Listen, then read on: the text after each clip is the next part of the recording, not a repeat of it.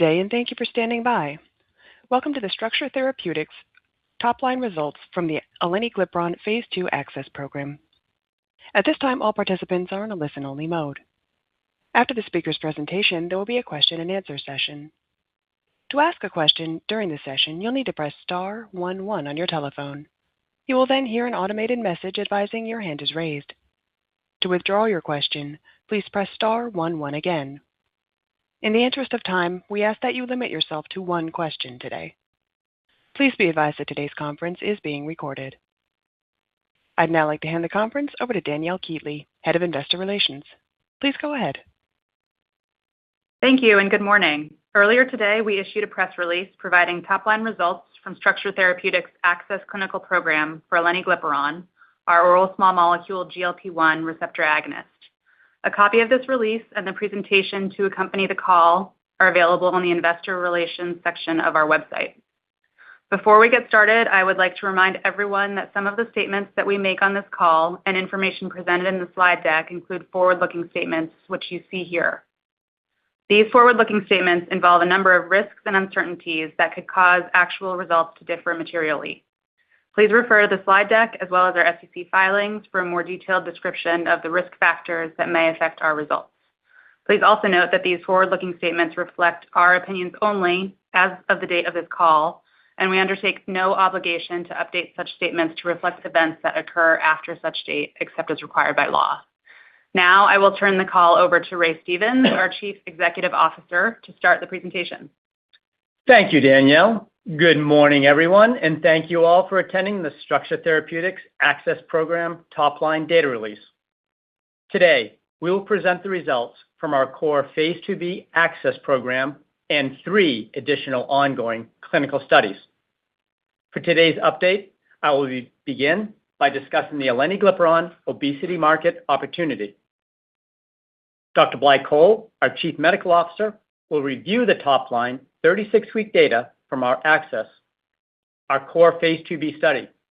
After reviewing the Access study, Blai will share data from 3 ongoing clinical studies that provide additional information. Blai will then discuss Aleniglipron next steps, focusing on Phase 3 readiness. Finally, I will review Aleniglipron's role as the backbone in our oral small molecule portfolio before turning to Q&A. To begin, I want to reaffirm the mission that guides us at Structure Therapeutics: to make medicines accessible to all. Access to medicine is a fundamental human right, and everything we do is driven by that belief. The results that we're sharing today move us an important step closer to fulfilling that mission. As we think about how to make medicines more accessible to people living with obesity, I want to reground us in the obesity market. The currently available injectable peptides only serve approximately 5 million people in the United States. That's a very small fraction of the more than 100 million people in the United States who are living with obesity or overweight. Patients need more options. The world needs more options. Globally, by 2030, approximately 1.5 billion people are expected to be living with obesity or overweight and could benefit from medicines to manage their weight. We know that patients need options and access, and only oral small molecules can scale to meet the needs of the global patient population. We believe that oral Aleniglipron, a medicine designed to be accessible, scalable, and combinable, represents an important solution in addressing this global challenge. Aleniglipron is a convenient once-a-day pill with no fasting requirements and one that can be stored and transported at room temperature. With a remarkably wide effective dose range, patients and prescribers will potentially have a great deal of flexibility on dosing with Aleniglipron. And because Aleniglipron can be easily combined with other oral medications, it will form the backbone for future oral combination therapies in development here at Structure Therapeutics. Turning to the results on slide 8, in the information you've all been waiting for, the data we are sharing today demonstrates that Aleniglipron has a compelling and differentiated profile and a best-in-class potential. Based on the data we're sharing today and our comprehensive and compelling phase II program, we are ready to move into phase III with an update on timing after our FDA meeting in early 2026.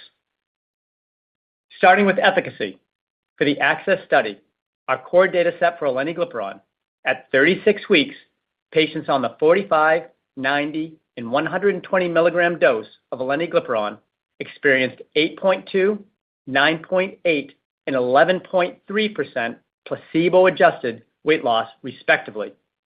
This data is clinically meaningful and statistically significant. In the exploratory ACCESS 2 study, patients experienced placebo-adjusted weight loss of 14.1% at the 120 milligram dose. Notably, at the higher doses of 180 and 240 milligrams, patients experienced a remarkable placebo-adjusted weight loss of 14.4% and 15.3%, respectively. When looking across the 4 data sets that we're sharing today, we see no evidence of weight loss plateau beyond 36 weeks. In fact, we'll show evidence of continued weight loss beyond 36 weeks from the ACCESS open-label extension. Pharmacokinetics data from the study demonstrate that Aleniglipron is dose proportional for doses up to 240 milligrams per day, which provides strong biochemical rationale for the differentiated efficacy data set for Aleniglipron. Beyond weight loss, we're pleased to report clinically meaningful improvements in blood pressure and blood glucose, hemoglobin A1c, in participants receiving Aleniglipron. Moving to tolerability, in the phase IIb ACCESS study, we saw an overall 10.4% adverse event-related treatment discontinuation rate. The GI-related AEs were consistent with other GLP-1 receptor agonists. In the exploratory phase II ACCESS study, which we studied higher doses of Aleniglipron, participants who achieved re-randomization to higher doses at 28 weeks experienced no AE-related treatment discontinuations at the higher 180 and 240 milligram doses up to 36 weeks. In the ACCESS open-label extension and the body composition study, the data show a clinically meaningful improvement in tolerability. Dosing started at 2.5 milligrams. And importantly, this improved tolerability persists as we escalate to 5 milligrams compared to when we start dosing at the 5 milligram dose. Furthermore, when we start the titration phase of the study at 2.5 milligrams per day, we see no discontinuations due to AEs. To date, up to approximately 10 weeks, a period when most others see most of the discontinuations due to AEs in the GLP-1 class of medicines. Now turning to safety. To date, more than 500 patients have been treated across all studies with Aleniglipron. Patients have had up to 44 weeks of exposure and up to 240 milligram dosing over 36 weeks. Among all of these patients, we have seen no events of drug-induced liver injury. I want to take a minute to pause and repeat this really important safety results. Among all these patients, we have seen no events of drug-induced liver injury. There have been no off-target safety signals across all dose levels and no events of QTc prolongation. I'll now turn the call over to Dr. Blai Coll, our Chief Medical Officer, to walk you through the details of the top-line data we are sharing today in the beautiful weight loss curves. Thanks, Ray, and I'm very pleased to share the data of the Aleniglipron program today, centered around ACCESS, the large phase IIb assessing efficacy, safety, and tolerability of doses of Aleniglipron up to 120 mg for 36 weeks. In addition, we'll offer compelling and differentiating data insights into 3 of the most important questions for treating patients for chronic weight loss. Number 1, are there any signs that weight loss is plateauing beyond the 36 weeks from our phase IIb ACCESS study? We will provide data from the ACCESS open-label extension study to address these questions. Number 2, can we dose higher than 120? And what additional efficacy, PK exposure, and tolerability do we observe? As you know, we specifically designed ACCESS 2 to explore doses up to 180 and 240 mg, and we're pleased to share the top line at 36 weeks today. And lastly, tolerability is associated with the starting dose. So we wanted to explore if a lower 2.5 mg starting dose would further improve the tolerability of aleniglipron. We explored this in 2 different studies, and we'll share data from the body composition study and the phase 2 ACCESS open label extension, both starting at 2.5 milligrams. We have generated a compelling set of clinical trial data from 4 studies, the top line of which will be presented today. The totality of this data provides clear and unambiguous evidence that supports the further development of aleniglipron in a phase 3 program for a chronic weight management indication. Let's dive into the data now with our core set for aleniglipron, the randomized controlled phase 2b ACCESS study. 230 participants with a body mass index equal or greater than 30 or 27 plus weight-related comorbidities were enrolled in 36 participating sites across the U.S. Participants were randomized to 3 different arms of aleniglipron with doses of 45, 90, or 120 versus placebo. The starting dose was 5 milligrams with 4-week titration steps to achieve the target dose of each cohort. The primary endpoint was the percentage body weight reduction from baseline to week 36 based on the primary efficacy estimate, and we will also report today key secondary endpoints. It is important to note here that the ACCESS study used an e-diary, which was done to support the participants in the study. An e-diary prompts patients to report specific adverse events on a real-time basis as opposed to an unsolicited reporting of symptoms. There is a well-recognized reporting bias associated with the use of e-diaries, and the team prioritized the use of the e-diary for patient support, knowing that this may have increased the risk of over-reporting, as has been previously described. Because clinical sites were notified regularly of patients with symptomatology, the sites had the option to reach out to the participants and provide further guidance on diet, adjustment to the study drug, or symptomatic treatment based on their response. In slide 12, we summarize the baseline characteristics of the participants, which are very consistent across study arms. Age range from 49 to 52 years, predominantly female, 53 to 55%, with a baseline BMI of 39. HbA1c and blood pressure according to the eligibility criteria within normal limits. This population, in summary, adequately represents participants living with obesity or who are overweight with weight-related comorbidities. So let's review the key efficacy findings in ACCESS. We are very pleased to report a clinically meaningful body weight reduction in those participants receiving aleniglipron. As shown in the graph, there is a clean and swift separation of the curves starting at week 4 and continuing until week 36, with a clear dose response showing a 9% body weight reduction for the 45 mg group, 10.7% for the 90 milligram, and 12.1% for the 120 milligrams.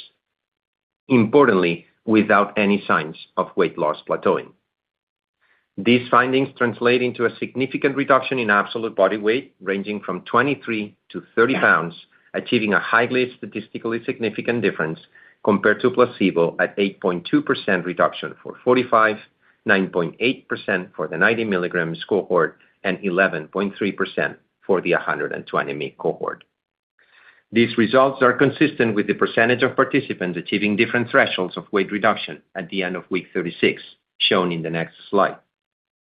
As you can see, more than 70% of the aleniglipron-treated participants achieved at least 5% body weight reduction. In the 120 mg arm, 70% of participants lost at least 10% of their body weight, and nearly 40% lost at least 15% of their baseline body weight. It's also worth noting that these significant changes in body weight were associated with substantial reductions in both systolic and diastolic blood pressure and initial reductions in HbA1c in a population without hypertension or type 2 diabetes.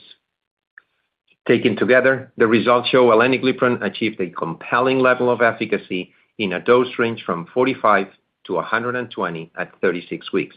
And I would like to review now the tolerability in ACCESS. So in the next slide, we're showing the occurrence of nausea in the last panel, which peaked in the earlier part of the titration phase of the study. This temporal aspect of adverse events is an important concept that I would ask to keep in mind for a later section in our presentation today. The y-axis shows the percentage of participants and the horizontal axis represents time, with green, orange, and red indicating the severity of the events. Each one of the panels describe the arms in the study, As you can see, we observed the peak in nausea around 20% occurring in the first weeks when the 3 groups of aleniglipron start at 5 milligrams. There is fluctuation over time, with the vast majority of events being mild to moderate, and importantly, the number of events does not increase as participants are reaching the target dose and nausea remains below 10% all the way to the end of the study. It's also important to understand the adverse events that led to treatment discontinuation, as indicated by the arrows in the slide. We observed an overall low AEs leading to treatment discontinuation of 10.4% in ACCESS, and importantly, a large majority, 2/3 of those discontinuations, occurred within the first 12 weeks of the study, with a 4-week starting dose of 5 milligrams, then going to 15 milligrams for 4 weeks before reaching 30 mg of aleniglipron. On the right-hand side of the slide, we summarize the events of vomiting, where you can see a scattered occurrence of events with a prevalence also below 10% throughout the study for the 3 aleniglipron arms. Consistent with the findings on nausea, we do not observe an increase in vomiting as participants complete the titration steps and reach the target dose through 36 weeks. To summarize the tolerability of aleniglipron in ACCESS, we see treatment-related discontinuations of 10.4% in the participants receiving aleniglipron. It's important to note that the vast majority of participants in the treatment arms completed the study on treatment, ranging from 73% to 78% compared to 75% in the placebo group. The study shows treatment discontinuations due to adverse events ranging from 7.7 to 13.3 without a clear dose response, similarly to what was observed for the most commonly reported adverse events listed in the table. The lack of dose response may be due to the events accumulating in the beginning of the titration phase, where the 3 arms share the same dosing. And as mentioned in the design slide, the use of the e-diary should be taken into account in the interpretation of those results. To summarize our core phase 2b ACCESS study, aleniglipron shows compelling efficacy from 45 to 120 mg, with body weight reduction ranging from 8.2% to 11.3%, respectively, without signs of plateauing up to week 36. We have observed the expected gastrointestinal-related events as known by the class of GLP-1 receptor agonists, with a manageable profile that achieved an overall 10.4% treatment discontinuation. Let's move now to the first question of the 3 exploratory initiatives we want to share data with you today. As you know, there is intense interest by doctors, payers, and patients in when a particular drug reaches a plateau in efficacy. So we use the data from the ACCESS open-label extension to ask the question, is there a weight loss plateau for aleniglipron beyond 36 weeks? In slide 19, we describe the design of the ACCESS OLE, where participants in the 45 milligram arm in the double-blind portion of the ACCESS study were titrated to 60 milligrams for 4 weeks and then 90 milligrams. The 90 and 120 milligram arms of ACCESS continue in the OLE at 120 mg, and those on placebo started at 2.5 of aleniglipron during 4 weeks and were up-titrated to 5. The ACCESS OLE study is still ongoing and will provide additional longer-term safety and efficacy data while providing access to drug for patients. Today, we report interim data from 143 participants that represent the majority of the eligible participants at week 36, up to 8 weeks after the rollover from the ACCESS study. In the next slide, we show the summary of the efficacy observed where the participants who were on placebo in the ACCESS study started their dosing in the OLE at 2.5 milligrams and were titrated to 5 mg. They experienced a clinically meaningful 3% body weight reduction at the end of the first 8 weeks. Additionally, and to answer the question of a plateau, participants in all those cohorts previously treated with aleniglipron continue to experience additional body weight reduction ranging from 1.1 to 1.3%, indicating no weight loss plateau after 36 weeks. Let's now move to the second exploratory question. Can we dose higher than 120 milligrams, and what would be the impact on efficacy, exposure, and tolerability? For that, we designed our ACCESS 2 study, and we're very excited to share this data with you now. The exploratory phase 2 ACCESS 2 study originally enrolled 85 participants in 2 sites across the U.S. 12 of these participants were part of a sentinel group, which aimed to provide preliminary data to the Independent Data Monitoring Committee regarding the 180 milligrams a day dose before moving to higher doses in the main study group, noted in the second row of the study schema. This main study group included 73 participants, 61 allocated to Aleniglipron and 12 to placebo. In ACCESS 2, the starting dose and titration steps were the same as in ACCESS, starting at 5 milligrams. At week 28, the remaining participants at 120 mg of Aleniglipron were re-randomized to 3 groups. One group stayed on 120, the second titrated to 180 milligrams, and the third group titrated to 180 milligrams for 4 weeks and ultimately reached 240 mg. We report data from the pre-specified analysis at 36 weeks today. The studies are still ongoing and will complete at 44 weeks. Slide 23 summarizes the baseline characteristics, which are comparable to ACCESS, with an average age around 50 years old, predominantly female participation, with a baseline BMI ranging from 36 to 39.9. In the next slide, we're excited to present that very meaningful greater efficacy was achieved with higher doses of Aleniglipron above 120. Consistent with the results of our core phase 2b ACCESS study, here we see a clear separation, of course, from placebo from the beginning of the study, with body weight reductions continuing to week 36 and with no signs of weight loss plateauing.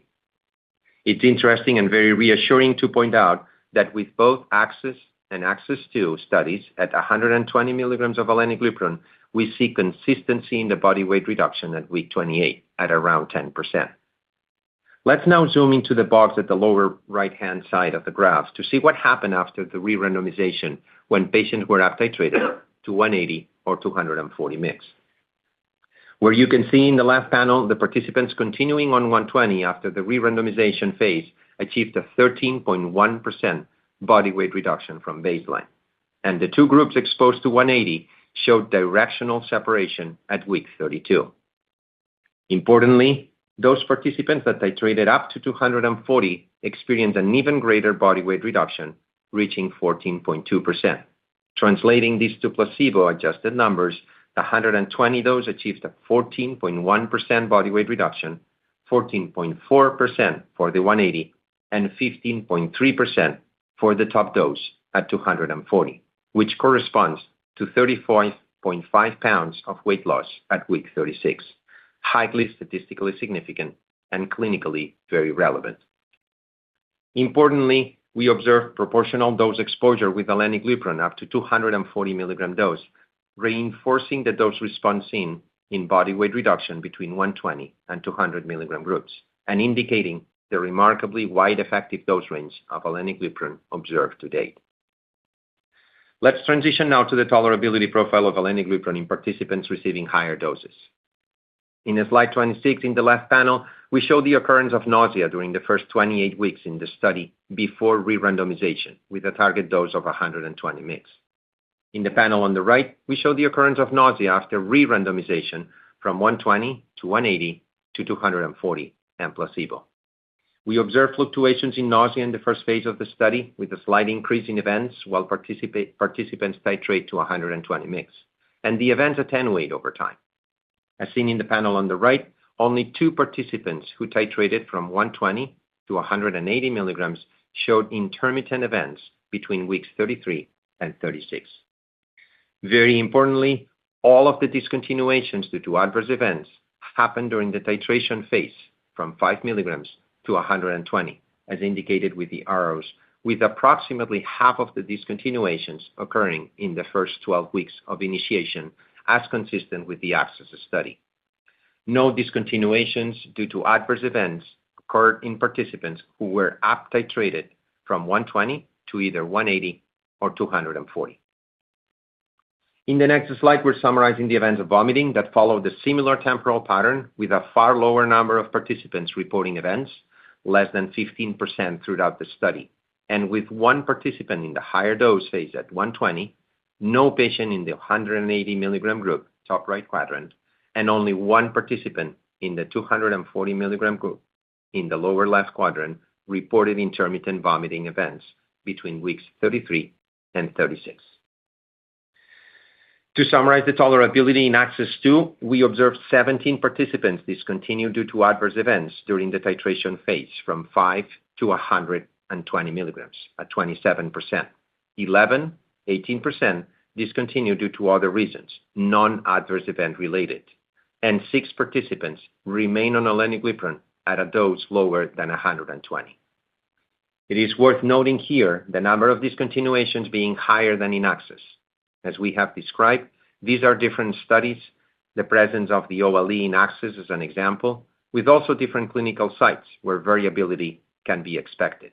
But importantly, we see a similar trend of accumulation of both gastrointestinal events and discontinuations in the first titration steps of the study. The most critical question in ACCESS 2, though, was the tolerability once participants reach higher than 120 mg doses, and the study did not observe discontinuations during the 180 and 240 dose phase, which is very promising data. Similarly, the most commonly reported gastrointestinal events declined in frequency as participants move to the higher dose phase. In summary, we are very pleased with the results of ACCESS 2, answering the additional activity of Aleniglipron at higher doses than 120. With directionality in efficacy up to 240, with 1.2% additional body weight reduction after 4 weeks compared to 120 mg. Associated with proportionality in exposure, and very importantly, with a tolerability profile once participants reach 180 and 240, showing no discontinuations of treatment due to adverse events. And that brings us to the last question. In next slide, will a lower 2.5 milligrams starting dose further improve tolerability of Aleniglipron? As you have seen from our core phase 2b ACCESS study, there is a pattern of peak incidence for both nausea and vomiting observed in the beginning of the 5 milligram dose. And in both the studies, ACCESS and ACCESS 2, the majority of treatment discontinuations occur in the first 3 titration steps up to 30 milligrams. With that in mind, we pose the question, if we started lower and went slower, dosing at 2.5 instead of 5, would we observe a further improved tolerability profile? We collected data from 2 studies in which we started dosing at 2.5, our phase 2 body composition study and our ACCESS open label extension study. Next slide, we describe the designs of the open label extension on the left, where the participants on placebo during the double-blind treatment phase transitioned to 2.5 milligrams of Aleniglipron for 4 weeks before escalating to 5 milligrams. The body composition study on the right enrolled 71 participants with similar eligibility criteria to the previous studies done in 11 sites in the US. In this study, 59 participants have been randomized to Aleniglipron at a starting dose of 2.5 milligrams compared to 5, starting dose in ACCESS and ACCESS 2, and 12 participants to placebo. We will report today the results from a pre-specified analysis after a median follow-up of approximately 10 weeks. Baseline characteristics are consistent with previous studies, participants in the mid-50s, predominantly female, with a body mass index between 38 and 39. In the next slide, we describe the occurrence of nausea. We report comparable results of nausea between the 2.5 milligram starting dose and the placebo group, and below 10%. And also sporadic events of vomiting at the 5 milligram up titration, with no discontinuations of treatment due to adverse events after a median follow-up of approximately 10 weeks. To summarize the tolerability, in this slide you can see a vastly lower incidence of nausea and vomiting when we started the 2.5 mg dose of Aleniglipron, and remarkably, and unlike our experience in ACCESS or ACCESS 2, we observed no treatment discontinuations in the first 10 weeks of dosing. We find this result very encouraging. To summarize the tolerability of the lower 2.5 starting dose versus the 5 milligram starting dose, we want to take the opportunity to put all the pieces together in this slide and walk you through the cross-trial comparison on the impact of different starting titration doses on the tolerability of Aleniglipron. We plot in the graph the occurrence of nausea in the blue bars and vomiting in orange bars across the studies, displayed in the horizontal axis. Starting from the far left with ACCESS, 22% of participants reported nausea in the first 4 weeks when starting at 5 mg, and 6.9% experienced at least one event of vomiting. Those results were consistent with ACCESS 2, also starting at the same 5 mg dose and reporting 21.1% and 11.3% of nausea and vomiting, respectively. Conversely, when we analyze the results from the ACCESS open-label extension participants shown in the middle panel, we see minimal nausea, 5.7%, and no vomiting in participants starting at 2.5 mg, and no events in weeks 5 to 8 when they were up-titrated to 5 mg. In the panel on the right, we show the results from our body composition study, in which we took the opportunity to start all participants at 2.5. We report 15% of nausea and 1.7% of vomiting in the first 4 weeks, decreasing to 6.5% and 4.3% of nausea and vomiting, respectively, when participants up-titrated to 5 mg. Most important, and unlike in ACCESS and ACCESS 2, there were no treatment discontinuations in the first 8 weeks of dosing. And recall that the 2.5 mg dose is meaningfully active in terms of weight loss, as we've shown in the ACCESS open-label extension study. Based on the observations that the 2.5 starting dose is active and starting titration with the 2.5 results in further improvement of the tolerability profile, we plan to initiate the phase 3 program on all future studies at the 2.5 mg starting dose, following the approach of start lower and go slow. Lastly, we want to spend the next slide to highlight an important aspect of the program, that is the off-target safety data. In slide 36, we describe the events of liver enzymes fluctuations seen in the 4 phase 2 studies described today.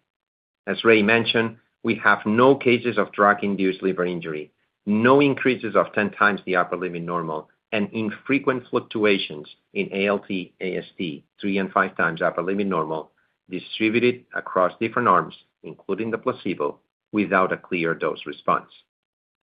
It is important to remark that those participants experiencing elevations in liver enzymes continue study drug and ALT, AST return to the baseline values.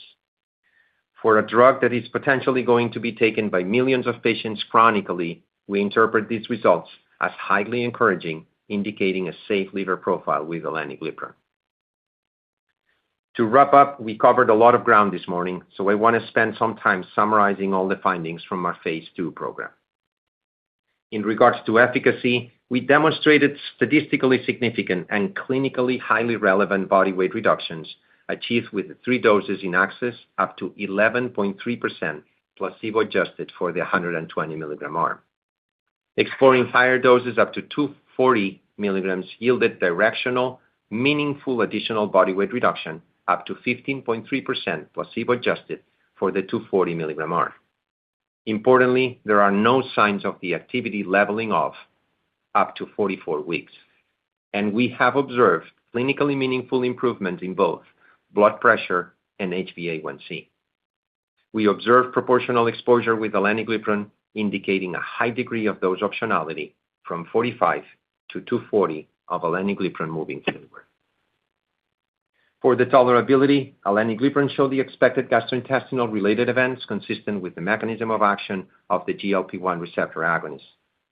We observed an overall 10.4% treatment discontinuations due to adverse events in our core phase 2b ACCESS study. Despite a higher discontinuation rate in ACCESS 2, when exploring higher doses of Aleniglipron, we see only slight increases in nausea and vomiting, but importantly, those events were manageable and did not trigger treatment discontinuations in the 180 or 240 mg dose cohorts of the study. And lastly, we observed clinically meaningful improvements in all tolerability parameters when we started dosing at 2.5 of Aleniglipron, and unlike in ACCESS and ACCESS 2, there have been 0 AEs-related discontinuations observed to date, which critically informs the design and titration regimen for the phase 3 clinical development. To complete the summary, with more than 500 participants dosed with Aleniglipron up to 44 weeks of exposure and top dose of 240, we are very pleased to report no events of drug-induced liver injury, no off-target safety signals, and no events of QTc prolongation. To conclude, we would like to summarize the results that positions Aleniglipron phase 3 ready. We assessed the efficacy, safety, and tolerability of Aleniglipron in the ACCESS study, and based on the data to date, we answered the 3 additional questions. No weight loss plateau, dose response activity confirmed up to 240, and clear tolerability improvements starting at 2.5. Those 3 pillars robustly inform the Aleniglipron phase 3 program to pursue a chronic weight management indication, and as indicated in the bottom of the slide, we've already completed the API manufacturing, and the drug product manufacturing is well underway for an anticipated mid-2026 FPI. With that, let me turn it over back to Ray. Thank you, Blai, for the exciting and very strong results shared today. From the data that you've seen presented, Aleniglipron is differentiated and has the potential to be best-in-class oral GLP-1 small molecule. The totality of the data presented today provides substantial evidence that Aleniglipron is a compelling medicine with best-in-class potential for activity, best-in-class off-target safety, and favorable tolerability with the 2.5 milligram starting titration dose. As such, we believe Aleniglipron is well-positioned to capture a significant portion of the growing chronic weight management market. In particular, I'd like to highlight that according to our market research, the biggest growth opportunity for oral medicines for obesity is with the primary care physicians or non-specialists. What they're looking for are options that are effective, convenient, flexible in dosing, and accessible to their patients. Oral small molecule pills manufactured at a global scale represent a new option to meet these unmet needs for the growing number of non-specialist prescribers. However, Aleniglipron is only one piece of the portfolio we are building here at Structure Therapeutics. We have the goal to build a broad, oral, small molecule metabolic portfolio. In addition to Aleniglipron, I'm excited to highlight the current status of our amylin program. We now have 2 amylin-targeted molecules, ACCG-2671 and ACCG-3535, that are in development. ACCG-2671, we're pleased to announce that the IND has been cleared by the FDA and phase 1 initiation is well underway. We believe that ACCG-2671 is the industry's most advanced oral small molecule amylin receptor agonist. For our second-generation DACRA, the development candidate ACCG-3535 was selected last month. We view Aleniglipron and our amylin molecules as foundational backbone molecules that can be combined with our portfolio of other oral small molecules. In addition, we have programs underway to combine these 2 backbone molecules with our GIP and glucagon receptor oral small molecules in discovery.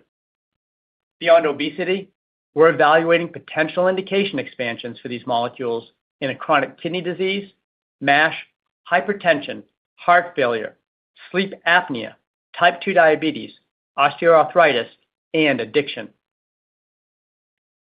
2025 was a very successful and productive year for Structure Therapeutics. We have a strong and broad portfolio of obesity-related oral assets. As you've heard today, we now have 5 different studies for Aleniglipron. As mentioned, we anticipate being ready to move into phase 3 development by mid-2026. Our lead amylin program is moving into the clinic, and we're also very excited about our combination opportunities with our GLP-1 and amylin combination pill entering IND-enabling studies and continuing progress in our discovery research on GIP and glucagon. As we wrap up our prepared comments, I'll highlight our upcoming catalyst for 2026, building on the accomplishments from 2025. In the first 6 months of 2026, we'll have our end of phase 2 meeting with the FDA. You will see our top-line results for our ACCESS open-label extension study, ACCESS 2 extension study, and our body composition study. In the summer of 2026, we plan to be ready to initiate the pivotal phase 3 studies. In the second half of 2026, for Aleniglipron, you will see top-line results from our switch study investigating the safety and efficacy of switching patients from an injectable selective GLP-1 receptor agonist to our oral Aleniglipron for weight maintenance. We also expect to share top-line results for our studies in patients with type 2 diabetes plus obesity at higher doses than we previously studied in type 2 diabetes to support phase 3 and label inclusion. Turning to our amylin franchise, in the second half of 2026, you'll see our initial oral amylin ACCG 2671 phase 1 study results and the initiation of our second oral amylin ACCG 3535 into the clinic.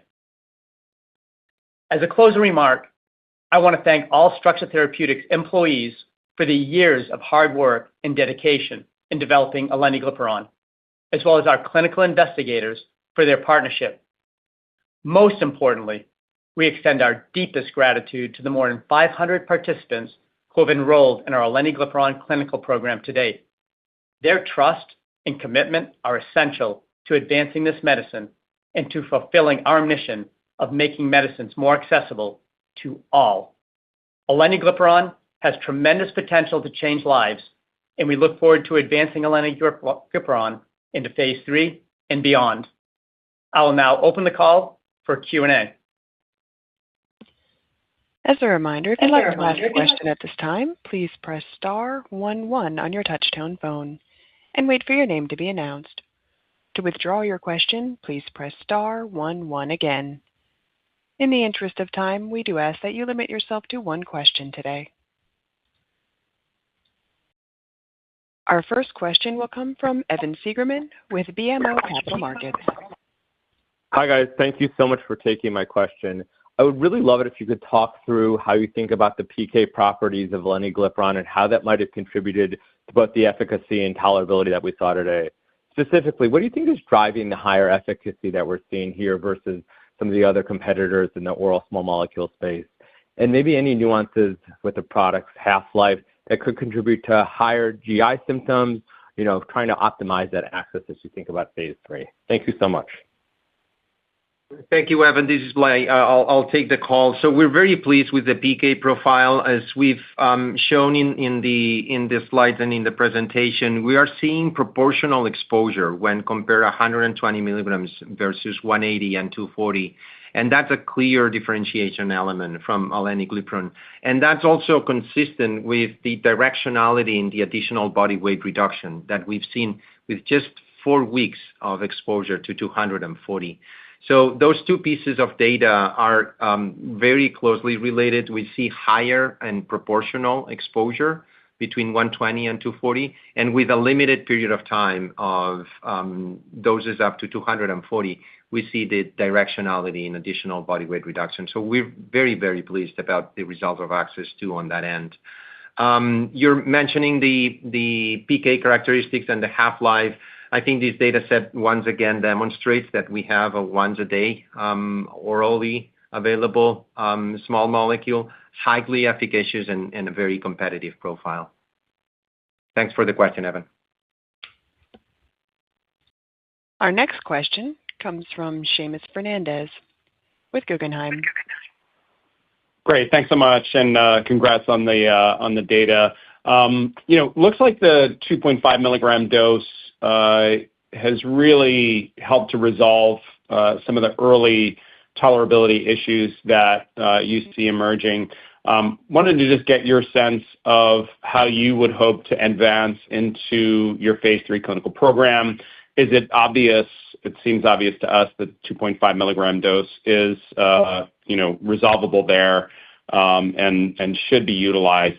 I guess the other question is as you sort of plan for phase 3, how do you think about the dose range that should be explored as you kind of pursue the additional data? Do you need the 44 weeks to really decide on the top dose from your perspective? Or do you feel good that, a 90, 120, 180 feels like the right profile? It looks like they're pretty tight in terms of their, sort of dose-response relationship. And then just a final question. It's only 10 weeks worth of data with the 2.5 milligram dose, but can you just provide maybe a simple order of magnitude reduction that you're seeing in the frequency of vomiting and nausea? Thanks so much. Thanks, Seamus. We'll go one by one. We completely agree with the 2.5. I think the data is very, very clear by starting at 2.5 and remaining at 2.5 for 4 weeks. It abates the majority of the adverse events that we saw by starting at 5 milligrams. I think the data set is very, very clear and points in that direction for starting the newest studies, including the phase 3. In terms of the top dose, whether we go to 180 or 240 for phase 3, I think the important bottom line data here is that we have full characterization of efficacy and tolerability starting at 2.5 all the way to 240 milligrams. That gives us the flexibility and the optionality to design what's the best dose for the phase 3. We'll have that option. We just got the top-line results, so we need to go through the full data and also continuing with the modeling work to define the doses for phase 3. It's really, really positive and encouraging to see that full characterization from the 45 milligrams in the low end all the way to 240. The third piece of your question, you're mentioning the 10 weeks and how that translates into improvements in tolerability.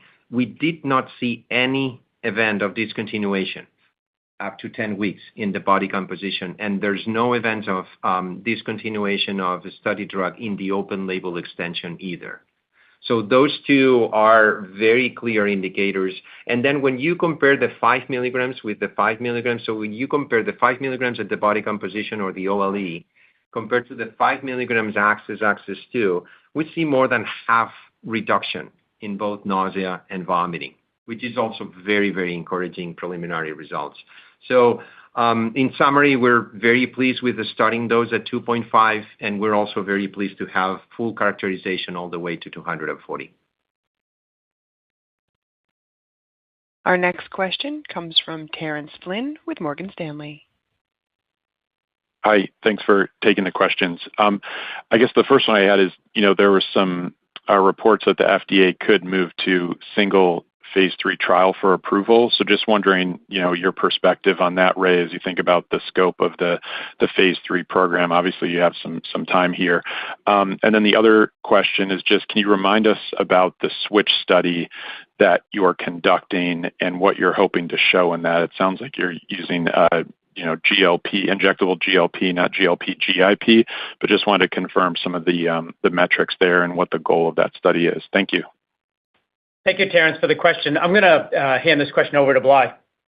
Yeah, thank you. The single phase 3 trial, this is an intriguing concept. Of course, usually the guidance that the FDA issued back in January, we're still talking about the 3,500 participants on exposed to dose at least for 52 weeks and 1,500 on placebo. That's the most recent update from the FDA. Now, whether these can be executed as one single clinical trial or two, that will depend as well on the future discussions that we're planning to have with the agency in the first quarter of next year. In terms of the switch, we're very excited about the switch study. It's an ongoing study, and what we want to interrogate that study is exactly on two questions. One is, what is the right dose to transition from an injectable into Aleniglipron? Because that has never been explored before, and we need to generate that data. Second, also very, very important, is how well are maintaining our body weight reduction up to 12 weeks after the transition. These are the two questions. The study, as I said, is ongoing, and we're very excited about the prospects of that strategy. Terence, I would also add, I view it as a very positive sign. The action that's being taken by the current administration in regards to recognizing the importance of GLP-1s, and Structure Therapeutics is very well positioned, given our oral small molecule cost of goods, our manufacturing capabilities, and even the signaling that we're getting from the FDA with their recent guideline update with further clarity. I think all of this bodes very well for developing Aleniglipron into the market. Our next question comes from Yasmeen Rahimi with Piper Sandler. Good morning, team. Congrats to the data and really thorough presentation. I guess, team, as we think about starting with 2.5 and then going to 120 and potentially even 240, what do you think, could we achieve the same weight loss magnitude that you guys just shared with us across Access 1 and Access 2? Just wanting to understand, could we end up at the same weight loss magnitude by just stretching and going slow over a longer durability? And this is specific to, the OLE study that's ongoing. So if you could share your thoughts around what we hope to see at week 28 when we get to the 90 mg dose group, that would be helpful. And then the second one is a clarification. Do you need to see the 2.5 mg OLE data before you finalize your phase 3 development, and how you're thinking about titration schedule? Thank you, Yas. It's Blai. I'll take that again. Starting at 2.5 and going to 120 or 240, I think there's a piece of information there that it's very, very critical, that we see preliminary signs of efficacy by starting already at 2.5. And I think this is very, very important because, of course, that can help control the discontinuations of some of the placebo participants in the beginning of the study. But most importantly, it provides the opportunity to have a healthy body weight reduction, especially in the beginning and during the titration phase. And so that's really, really relevant, and we're very pleased with the data that we have so far coming from the 2.5.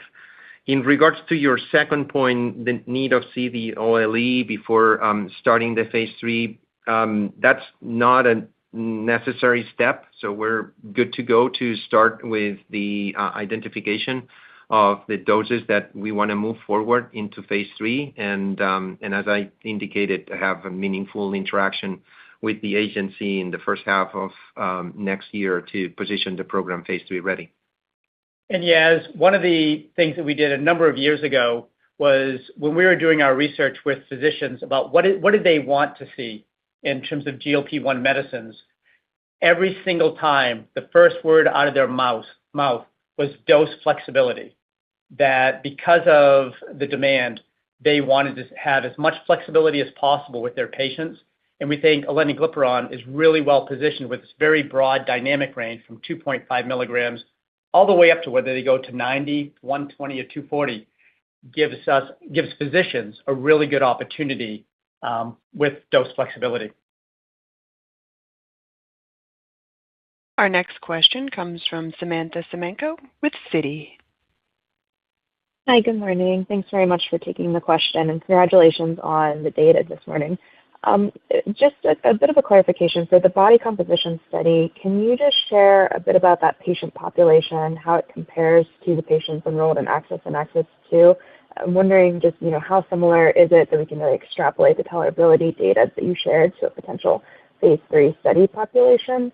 And then just a second question, when we think about a potential partnership or acquisition for Aleniglipron, can you talk about how we should think about the oral amylin assets potentially fitting into this conversation? Thanks very much. Blai, you take the first part? Yes, I'll take the first part. So the baseline characteristics are comparable. Sam, the eligibility criteria was also very, very similar between the studies, and all of them has been done here in the U.S. And so average age is around 54, 48 in the body com.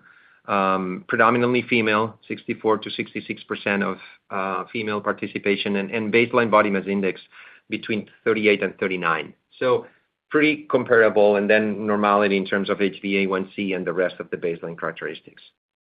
And Sam, in regards to your second part of your question, in terms of strategics and, the way that we view this, we've been building a very strong and broad portfolio of our Aleniglipron, our amylin franchise, as well as the other molecules. And so it's really, we have, I think, a very strong portfolio. With this data now in hand, we'll continue having that dialogue with strategics. Our next question comes from Dave Reisinger, with Leerink Partners. Thanks. Thanks very much, and let me add my congrats as well to you, Ray, and the team. Just to follow up on that last question, could you provide a little bit more color on, the potential for partnering discussions, including the potential timeline? Obviously, there's a lot of data to go through, but any additional color would be helpful. Since others are asking an additional question, I'll ask one more, which is, Blai, could you talk a little bit more about the use of patient e-diaries and contrast that with how competitors have conducted their trials? Thanks so much. Blai, you want to take the second part, and then I'll take the first part? Sure. Thanks, Dave. Yeah, the use of e-diaries is not very commonly instituted in this field. We wanted to do that because we wanted to prioritize the patient journey and making sure that we have the adequate support for those participants. The difference there is that we're proactively asking the participants about their symptomatology on a real-time basis, and that, of course, has the potential to overinflate the incidence of those events that you've seen in the table. There are other studies that have done that. If we compare, for instance, the reporting of nausea in the placebo arm when you don't use an e-diary, it's around 10%. Contrasting that to those studies that use an e-diary, we're seeing around 20% of placebo event rates for that symptom specifically. I'm just using that as an example. We can use that as a proxy to indicate that we're seeing doubling the events by proactively asking instead of just not reporting unsolicited. That's the decision that we made, again, because we wanted to have a full support to the participants in the study. Dave, in regards to your first question, these data are clearly very, very strong. We have a very safe drug in terms of off-target safety, best-in-class efficacy, a clear path for phase III dosing for tolerability, clear path for phase III and to market, excellent manufacturing. One point that we didn't stress on this call because there was so much data, but our ability to manufacture this, we can manufacture 6,000 metric tons, enough for 100 million patients per year. We really have a solution at a very large scale. With all of this in hand, we're looking forward to continuing discussions with strategics now that we have this data. We know everybody's been waiting. Our next question comes from Roger Song with Jefferies. Great. My congratulations. Maybe at this point, a little bit kind of final question. First is, I think you mentioned most of the AEs in the first couple of cycles. Can you just give us a little bit number on the percentage AE in the first 8 weeks and 12 weeks? Because you give us the 2.5 starting dose, and then just try to estimate how much lower the AE for this 2.5 milligram starting dose. And then also in your ACCESS 2, the discontinuation due to AE go up quite a bit compared to ACCESS. Maybe that's due to the small n, maybe the open label extension. Maybe just give us a little bit context there. How should we think about this 27.9 versus 11%? Thank you. Thanks, Roger. I'll take the first one. The data on the 12-week in the body composition or the OLE, those two studies are still ongoing. We have a median duration up to 10 weeks, but of course that enrollment has been scattered, and so we're continually collecting the data. I think it's really encouraging, though, to see the differences between the first 4 weeks and the second 4 weeks while titrating to 5 milligrams. And as we've indicated, the fact that we don't have any discontinuations and that there's approximately half drop in the adverse events, I think it's really, really encouraging. Differences between ACCESS 2 and ACCESS, there are differences. These are two different studies. We use different clinical sites. We use an open label extension in ACCESS. We didn't do that in the exploratory ACCESS 2, that it goes to 44 weeks. And those things may play a role explaining that variability that we're seeing in between both the studies. The most important thing, though, when looking at the adverse events, is that both the studies share a commonality that is an aggregation of both the tolerability events and the AEs leading to discontinuation in the beginning of the study, starting at 5, going to 15, and going to 30. And so that's the powerful insight there, because then if you couple that with the data that we have starting at 2.5, the next step is very, very clear, to start at 2.5 so we can mitigate that initial tolerability and the initial discontinuations. Thanks for the question. This is a very relevant topic. Our next question comes from Prakhar Agrawal with Cantor. Hi, good morning, and thank you for taking my questions, and congratulations on this comprehensive update. So maybe just I had two. Firstly, on the Manhattan plots, on the time course of the nausea and vomiting that you provided, if you can just put it into context versus what orforglipron showed on the prevalence chart, and how persistent were these nausea, vomiting events, especially towards the latter part of the trial. And just a quick clarification, the efficacy results are efficacy estimate. I know you will be presenting the ITT details sometime later on, but if you can qualitatively comment on how close the ITT data we're tracking relative to the efficacy estimate and these readouts. Thank you. And Blai, we're going to need to keep this answer short, and I'm going to remind everybody we really need to have one short question because markets are open and we're over time. Thanks, Prakhar. So talking about the Manhattan plots versus other compounds, the most important thing here is the trend that we're seeing, that we peak in the first 4 weeks. And that's, again, starting at 5 milligrams. And that's, again, coming back to the start of 2.5, that we're seeing a dramatic difference and a dramatic improvement.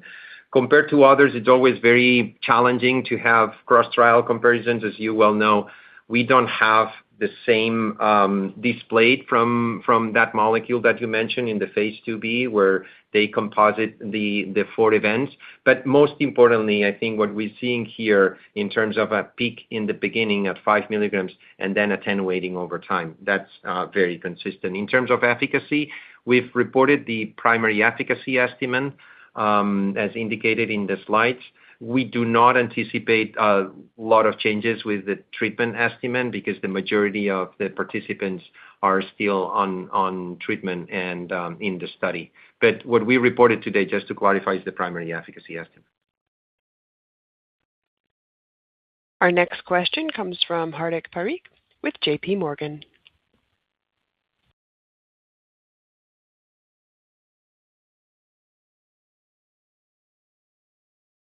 Hardik, your phone may be on mute. Oh, sorry. Thank you for taking the question. Just one high-level one for me. From a competitive positioning perspective, how do you look at this data when you take into context both orforglipron ahead of you and then also some other oral small molecules in clinical development alongside you? Thank you. Thank you for the question. We're very pleased. We think we're in a great position. We believe that we are potentially best in class. The efficacy is very, very strong. The safety profile is very, very strong. We have a solution on the tolerability with the 2.5 milligram start. And so with all this in hand, we think that we're in a really good position to take a significant market share in the GLP-1 space. Our next question comes from John Wolleben with Citizens. Hey, thanks for taking the question. Based on what we know from other programs, the PK you're seeing in your modeling, when do you expect weight loss to plateau with aleniglipron? John, good question. This is Blai. So the most important thing is that we have not seen plateauing all the way to week 44. And this is something that it's truly differential here. And the curves are remaining as of some of the injectable data. And as you know, when you looked at the phase 3 of those programs, the weight loss plateau usually seen in the 60, 62 weeks. And so up to 44 weeks, we're seeing a similar pattern. So the prospects are to emulate here what we've seen in injectables in the past. The initial indications are pointing in that direction. Our last question comes from Patrick Dolezal with LifeSci Capital. Hi, thanks for taking the question. Are there any learnings on the magnitude of HbA1c changes as it relates to the potential of aleniglipron in type 2 diabetes? I know we're just digesting the top-line obesity data here, but would love to just sort of hear how your thoughts are progressing as it relates to the potential of aleniglipron and follow-on indications. Thanks. Thank you, Patrick. Yeah, we also mentioned in the slide, we see meaningful reductions in HbA1c. We're talking about a 0.3% reduction at the end of week 36. And take into account that reduction happens in participants in the study that are not participants diagnosed with type 2 diabetes, which I think it's highly relevant, also aligned with a significant reduction in systolic and diastolic blood pressure, along with the clinically relevant body weight reduction.